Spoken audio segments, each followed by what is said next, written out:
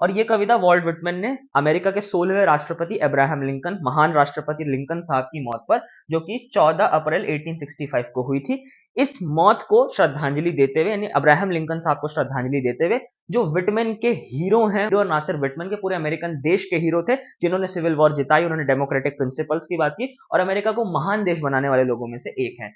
तो 1865 में लिंकन साहब की असैसिनेशन 14 अप्रैल को हुई थी। फोर्ड थिएटर, जो कि वॉशिंगटन में है, उसके अंदर वो नाटक देख रहे थे। सिविल वॉर खत्म हो चुकी थी। अगर आपको सिविल वॉर के साल देखने हैं तो अमेरिकन सिविल वॉर 1861 टू 65 तक चली। तो आप देखेंगे 65 के अंदर युद्ध खत्म हुआ था। युद्ध खत्म होने के बाद लिंकन साहब फोर्ड थिएटर में आराम से नाटक देख रहे थे। तभी जो असैसिनेटर है, जो खुद एक एक्टर भी था, उस बंदे का नाम है जॉन विल्किस बूथ, जो आप देखेंगे सदर्न स्टेट्स जो थी, कन्फेडरेसी थी, उनका सपोर्टर था।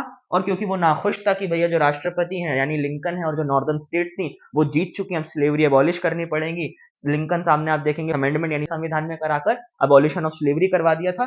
तो विल्किस बूथ एक व्हाइट सुप्रीमिस्ट आदमी था, जिसको लगा कि ये तो बहुत खराब बात है भैया, ऐसे कैसे डेमोक्रेसी आ जाएगी। तो उन्होंने गुस्से के अंदर लिंकन साहब को असैसिनेट कर दिया। 14 अप्रैल 1865 को असैसिनेशन होती है।